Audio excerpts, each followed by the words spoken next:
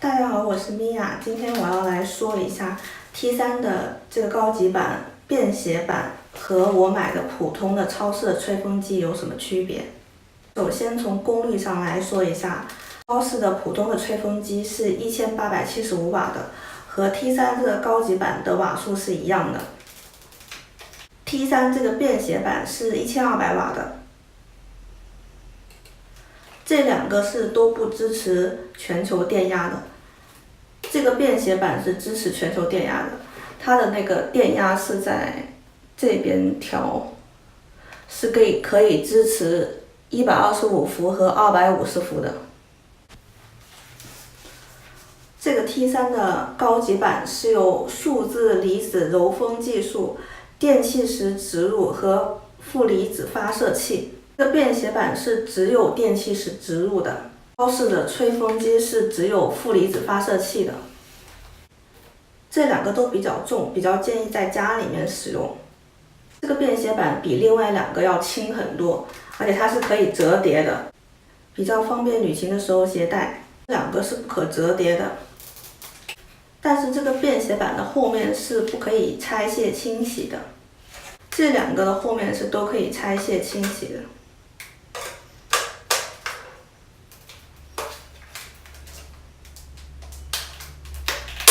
先说这个是有5档温度，然后2档风量，风量是在这边调，一个强一个弱。这个地方这个键是控制温度的，可以一直按它就会一直升，一共有5档。前面是有冷风档，这个吹风机是有3档温度、3档风量的，前面也是有这个冷风档的。它们两个的冷风档的应该说冷的力度吧，是一样冷的。这个便携版的热量是没法调节温度的，它只有1档，但它风量有2档，然后它也是有这个冷风档。冷风档就是微冷，没有说很凉，跟另外2个比。我个人真心觉得，就是这3个吹风机吹出来头发的效果和吹干的速度来说，真的差别不是很大。吹我这么长的头发，这3个吹风机吹的时间的差距大概是10到15秒差。先说一下我的头发，我的头发是细软发质，下雨的时候或者刮大风的时候很容易炸毛，现在其实也有一点点。我的头发也是比较容易出油的，大概今天洗完头，明天睡起来头发就比较塌，比较油了。差不多有1年到半年没有染烫过头发，所以发质来说还算比较好的，也没有分叉的地方。头发来说，我觉得这3个吹风机吹出来的效果是差不太多的。如果你的头发是受损比较严重的话，也许差别就会很大。我下面有一个小视频，是用 T3的高级版和超市普通的吹风机分2边来吹我的头发，然后给你们看这个差别是怎样的。然后现在我刚洗完头发，然后待会儿我会分2边，就一边用新的这个 T3，然后一边用普通的大功率的吹风机，它们2个功率是一样的，然后对比一下，就是吹出来有什么样不同的效果。T3是你摁了这个电源开关之后，你只要手不握在这边的话，它就不会开始吹。你看一握，哦，它就会停，一松手它就会停。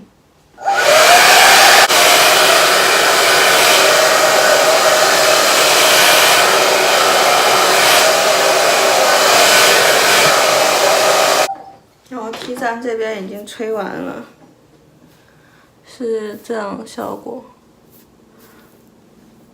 就头顶上一样的会有一些扎毛，看着还是挺顺滑的。然后这边也还是会有一些头发的须须。然后发尾就这样。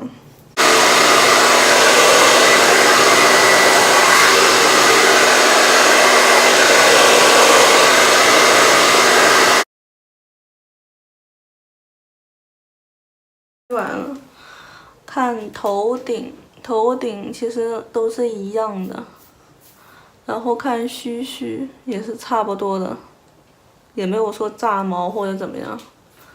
马尾也是这样，很有光泽的，对比一下，光泽感。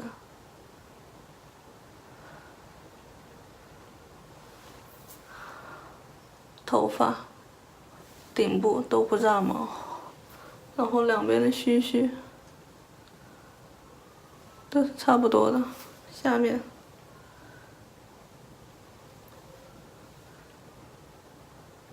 也是差不多的。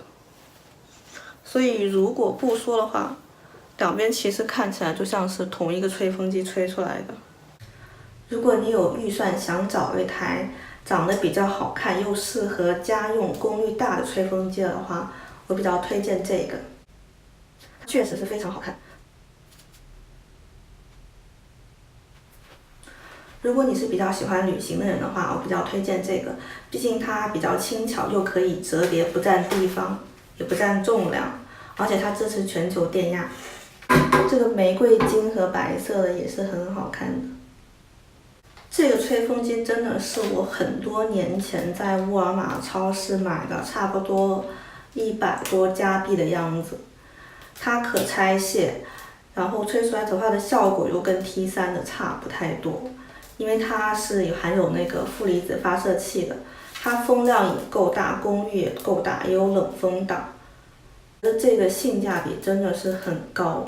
如果你们不想为吹风机花那么多的钱的话，可以同样在超市找一个带负离子，然后功率差不多1875瓦的吹风机，我觉得是一个不错的选择。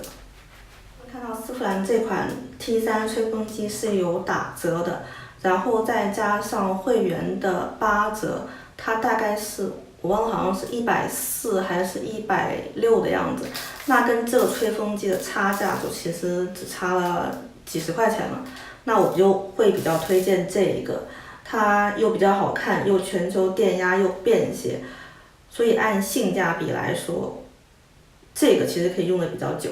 这一款我发现天猫国际也在打折，现在好像是750块钱人民币的样子，再加上88会员那个8.8折，还是8.8折吗？还是95折我忘了。所以其实国内的小伙伴也可以买了，天猫就没有再卖了。但是 Sephora 有打折，它是原价好像是365吧，打折的时候好像是260。其实跟我超市买的那个吹风机还有那个 T3 的便携版大概只差了100加币的样子，差不多500多人民币。所以你们觉得如果很喜欢它的话，现在是一个很值得购入的时候。所以如果你们觉得我的视频有帮助的话，麻烦帮我订阅一下我的频道，这样会对我是一个很大的鼓励，谢谢。